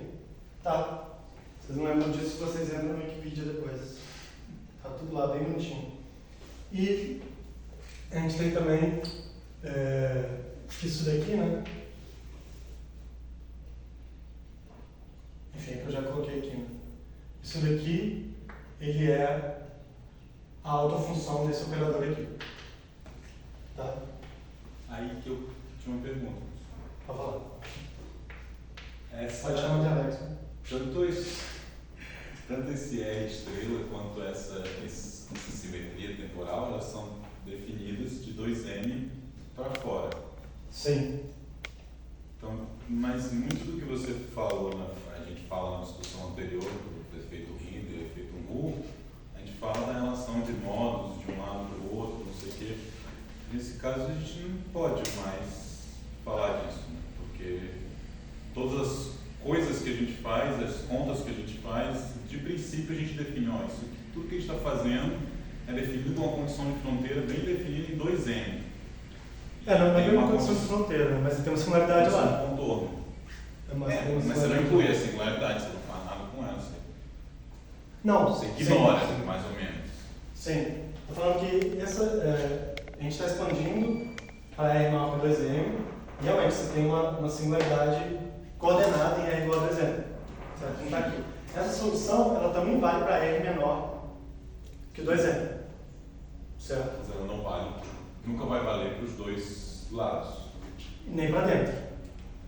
Ela é como se fosse só, nem para R menor que 2M, nem para o outro lado na hora que você faz o espaço-tempo de curso. Né? Você está fazendo só para um lado mesmo. Certo? Uma pergunta rápida. Aquele T ali no psi, está multiplicado por T tudo? Ou é um índice ou não? Fica na dúvida. Aqui é um índice. Não, viajei. Perdão. L, M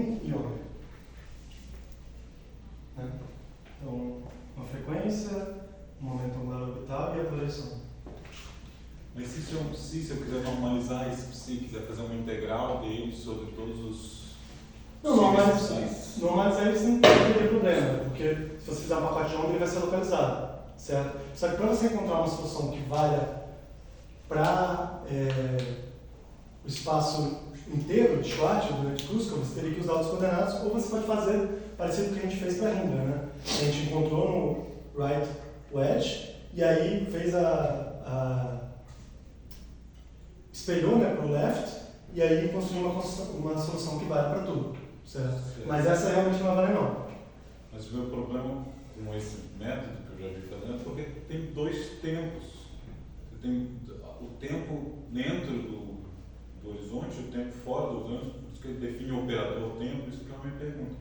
A definição de tempo dentro e fora é diferente. Sim. Trocam de... Mas a gente vai calcular tudo para fora, né? Quando o pessoal vai fazer bem, eu não vou fazer isso, né? Mas quando o pessoal vai fazer... Porque você pode fazer bem mais parecido com o que a gente fez no caso de Hindra, né? Que lá tinha a mesma coisa. Então você tem um operador tipo tempo, e ele é tipo espaço em uma região, é tipo espaço na outra, e na outra ele é tipo tempo, mas ele está na direção contrária, certo? Só que aí você vai supor que essa solução continua valendo. E continua, né? Ainda é uma solução, só que a interpretação das coisas fica meio confusa. Você pode interpretar isso como duas setas temporais diferentes. Sim. Isso me parece... Não, porque vai depender de onde o seu observador está, né? Qual o tempo que ele vai ver. Só que aqui a gente vai fazer igual o Hawking fez, que é para o colapso de estrela, então não existe outro lado também. Mas primeiro vamos só entender um pouquinho como é que são esses modos de propagação. Certo? Tá.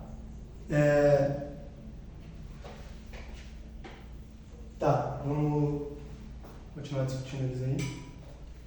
Uma coisa, antes que talvez alguém tenha que sair, não vou enrolar vocês hoje não, mas ao que vem seria a última aula, só que quinta-feira que vem eu não vou poder, porque vai chegar um cara lá no FRJ e eu tenho que estar lá. E a FRJ é um pouco mais difícil.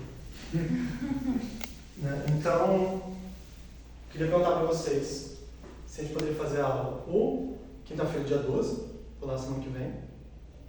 Todo mundo vai estar aqui? Tudo bem? O Scosa não vai estar, né? O Scosa não vai estar. Ou sexta-feira de manhã, dia 10. Não? Quarta-feira não daria, porque os caras... Semana que vem não. Semana que vem eu só poderia terça, mas a terça também tá meio ruim. Então, semana que vem seria ou na sexta-feira de manhã, ou deixar para outra. Na outra quinta-feira normal. Se Portugal não jogar... Mas teria? Tem Não, a gente não vai jogar porque se fosse o Brasil não ia ter aula também, né? Não, mas se tiver alguma coisa assim. Mas tem como, você sabe? Tem Copa nesse dia, mas não sei se é à tarde. Tem que confirmar. Tá, então não vai ter aula semana que vem. O princípio fica pro dia 12 e a gente vê essa questão das coisas mais importantes. Não dá pra negar. Mas tá bom? Tá. Beleza. Então tá, então só pra gente terminar hoje, então. Realmente, a solução só vale para R maior que 2M, certo? Enfim, quando a resta só está definindo para R maior que 2M, certo? Vamos entender como é que as coisas funcionam aí. Então tá, a gente vai jogar essa decomposição na minha equação, certo? Então, nessa equação aqui, né?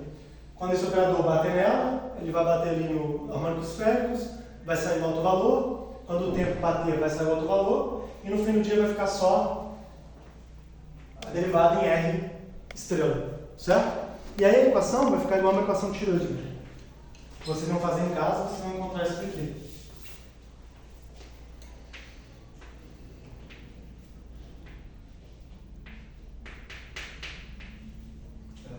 É uma continha chata, hein? Mas acho que é bem importante fazer.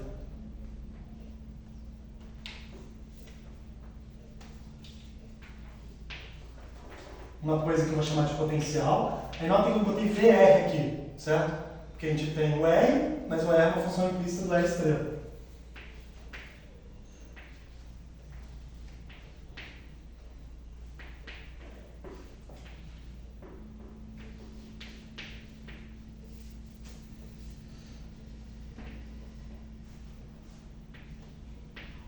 Tudo bem? Então, dá para ver que isso daqui é uma equação de Schrödinger, onde isso daqui é o alto valor de energia. Tudo bem? E aí, esse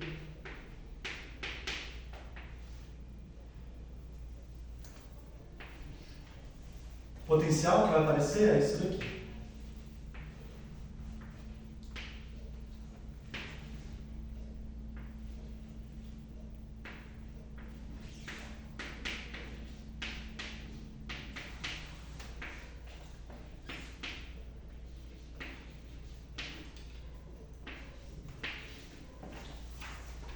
Tudo bem? Então, para a gente entender isso, vamos por partes. Vamos ver uma coisa primeiro bem trivial, porque talvez vocês não lembram. E provavelmente não lembraram, mas qual que é o efeito do L mais 1? Então, se eu tiver, por exemplo, M igual a Mzinho igual a zero, e eu desenhar esse potencial, se eu tenho M igual a Mzinho igual a zero, então eu não tenho buraco negro, né? Eu não tenho massa, eu só tenho energia de rotação, tá? Isso é energia de rotação. E aí, se eu desenhar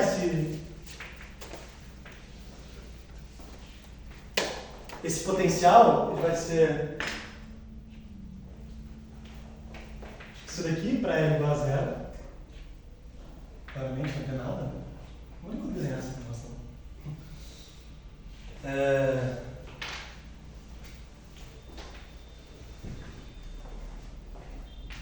E vai ser uma coisa assim, para L igual a 1, né? É simplesmente uma constante dividida por R ao cubo, então quando R igual a zero se diverte. E aí, à medida que o L vai aumentando, você vai fazendo assim. Tudo bem? O que isso está dizendo para a gente? Então, uma partícula de energia constante. Energia constante é igual a 1, por exemplo, que é o azul. Ela vai vir, ela bate aqui e ela volta. Então, só para lembrar por quê? Alguém lembra? Porque, enfim, não tem nada. Só tem uma partícula com energia constante. Por que ela bate e volta?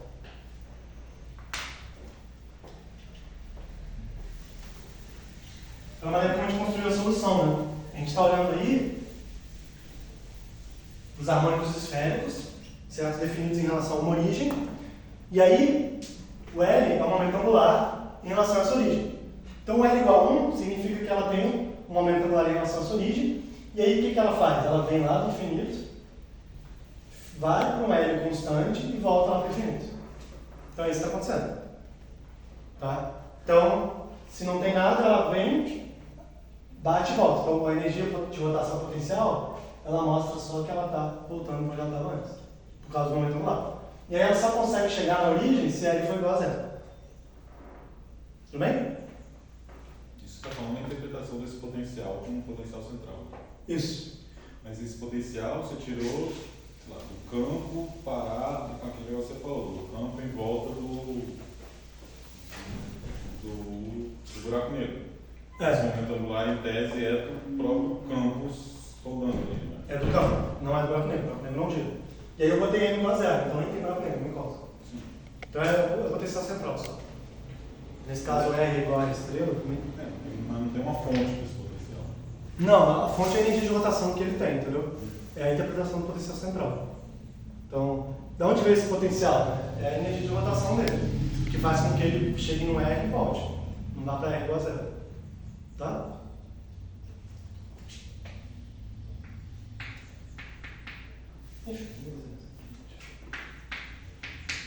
Tá bom? Se eu colocar o buraco negro, o que vai acontecer?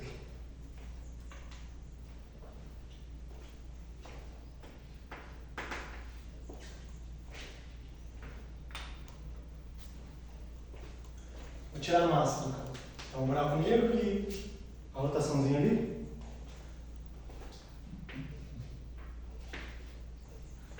Primeiro, a solução só vale para R igual a 2M. Então, vou botar aqui que ela termina em 2M. Mzão ou Mzinho esse aí? Mzinho. Certo? E aí vai ser uma coisa tipo assim. Você vem lá do infinito, aí você tem uma barreira de potencial, que é a mesma coisa aqui, né? Que é essa energia de rotação que faria você voltar, certo? Só que essa barreira de potencial, ela tem um limite, porque o buraco negro também puxa você para cair dentro dele. Entendeu? E aí, à medida que você tem mais momento angular, maior é a barreira de potencial. Tudo bem? Então, entenderam a ideia? Aqui, sem buraco negro, você tem a barreira de potencial. Mas o que essa barreira de potencial está dizendo? Que o cara vem, erra, o R igual a 0 e vai embora. Aqui, não é mais R igual a 0, é R igual a 2M. Mas você tem essa barreira de potencial ainda, só que se você tiver energia suficiente, você passa a barreira de potencial e cai no buraco negro. Tudo bem? A nossa equação que a gente vai resolver é uma equação tipo Schrödinger, é um campo. Então, quando a onda vier, mesmo se ela não tiver energia para ultrapassar a barreira de potencial, ela ainda ultrapassa, né? Tunela. Isso aqui não é quântico nada ainda não, tá? É só uma equação de onda. Então, ela vem, bate, aí uma parte dela é refletida e outra parte cai no buraco negro. Tá? Isso sem massa. Se eu colocar massa, o que acontece? A massa, ela vai dominar. Ó, se o R for para infinito, tudo vai para zero, menos a massa, né? O R quadrado vai cortar, certo? Então, vai significar que lá no R muito longe, né? Muito longe do buraco negro, onde é Minkowski, você não vai ter propagação de modos com energia menor do que a massa. Que é natural, a gente sabe disso. Você não consegue excitar nada, campo massivo com energia menor do que a energia de repouso dele. Certo? Então a massa, ela vai fazer... Se a gente supor que a massa é muito grande para a gente poder ver isso,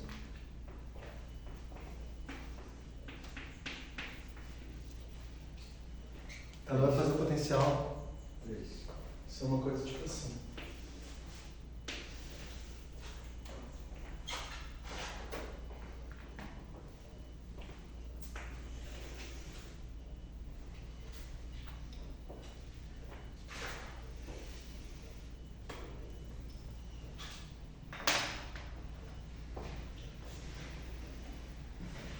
Ok?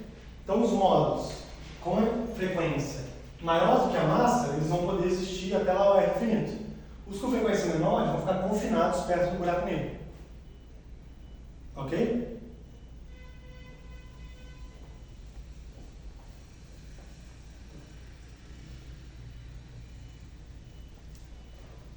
E aí a gente viu que quais são os modos que o buraco negro mais emite. Né? Os que têm comprimento de onda igual O raio de Schwarz. a raio de Schwarz. Certo?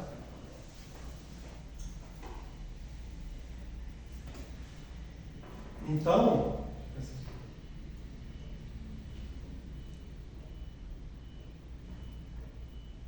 esses modos eles vão ter uma energia muito menor do que a massa.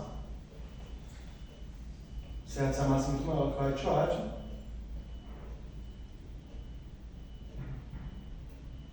E aí eles não vão escapar para o infinito. É isso? Acho que é.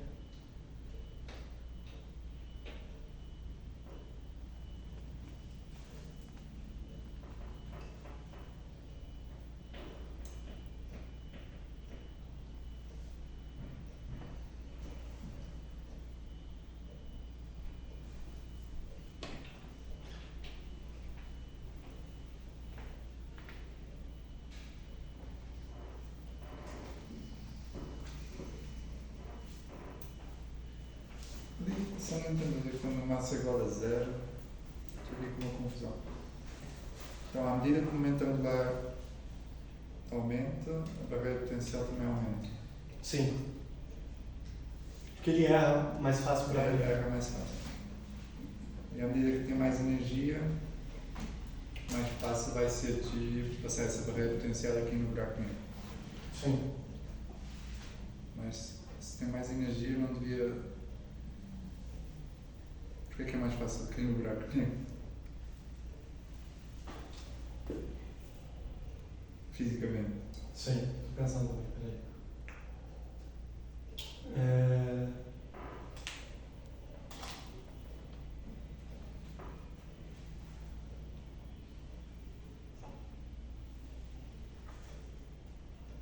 Eu diria que se ele tem mais energia, a frequência dele é maior, certo? Certo. Então o comprimento de onda dele é menor.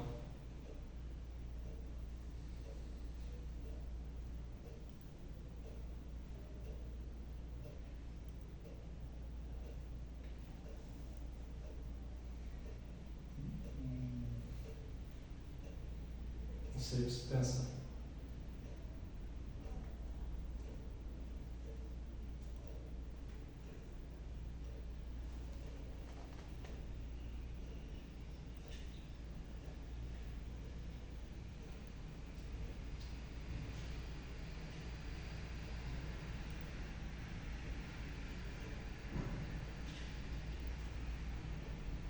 Não sei o que você pensar. Vou te responder depois. Tá. Bom, então só para a gente terminar, a gente vai olhar o caso sem massa, que é esse daqui, tudo bem? E aí, o que a gente vai ver de interessante? Então você tem esse pico que está aproximadamente em R igual a 3M, tá? Vai ser maior para maior R. Para R muito grande, você tem tipo Minkowski. Então a solução aqui vai ser uma solução de onda plana indo e onda plana vindo. Só que muito perto do horizonte, o V vai para zero. Tá vendo? Então você tem também uma solução, você consegue decompor tipo Minkowski muito perto do horizonte. Então são lugares bons para você colocar condições iniciais. Além disso, se você colocar sua onda em qualquer lugar, à medida que passar um tempo muito longo, ou ela vai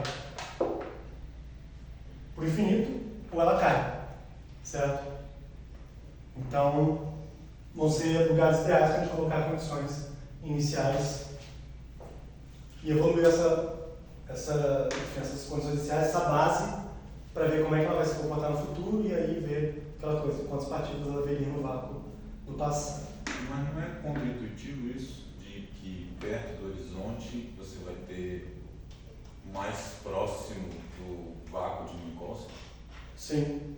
Né? Tipo, o oposto de que você quer ali no Não, você vai ter horizonte, mais onde a gravidade vai estar mais forte nesse espaço-tempo. Mesmo que seja um buraco enorme, a gravidade seja fraca, na comparação com o infinito, eu espero que perto do horizonte seja mais forte. Né?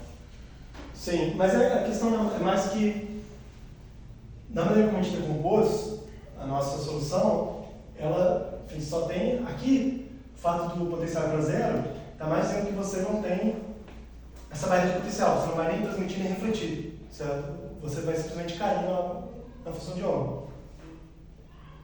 Ok? Enquanto aqui, aí sim é a área de gravidade fraca. Então, esse V igual a zero aqui eu não interpretaria como você não está sentindo o efeito de gravidade. Mas mais que você não está vendo o efeito dessa barreira de potencial. Você vai cair mesmo. Certo? Porque, olha aqui, por que ele some aqui? Fica o fator de Schwarzschild, fica multiplicando o potencial. Então não é que a gravidade está desaparecendo, é a escolha de coordenadas que eu fiz. Exatamente. Sim. E o modo que se propaga de 2m para o infinito vai encontrar essa barreira de potencial, ou seja, essa diferença de potencial que ele vai encontrar a saída do buraco negro vai ser a maior potência da diferença de potencial nesse espaço-tempo. Como assim, pergunta? Porque se o modo estiver a propagar de 2m para infinito, se tiver assim 2m onde o potencial é zero, vai encontrar logo uma grande diferença de potencial que vai fazer um backscattering para ele voltar. Sim, o coeficiente de reflexão vai ser muito maior. É. Então esse zero aqui não é porque não tem gravidade, né? É justamente o efeito da gravidade. Aparece um fator de Schwarzschild, o F aqui na frente, por causa da escolha de coordenada mesmo. Só que aí, em contrapartida, é um lugar bom para a gente colocar condições iniciais, porque realmente ali fica igual, parecido com o Minkowski, só que a gente está utilizando o R estrela, certo? Não é. Não é parecido com o Minkowski no sentido de que não tem efeitos gravitacionais, mas que a equação fica simplesmente uma equação de onda plana. Por causa da escolha de coordenadas. Isso esse VR é um VR efetivo, não é um potencial do buraco negro. Assim. Potencial efetivo. Mas que vem do buraco negro.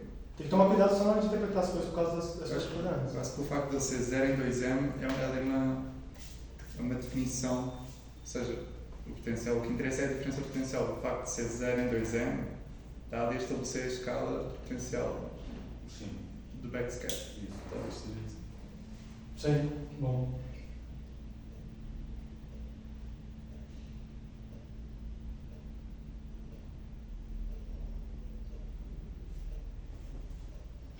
Beleza? Então, aí a aula que vem a gente termina calcular a radiação alquímica. Isso. Valeu. Se tiver mais perguntas aí, pode falar também.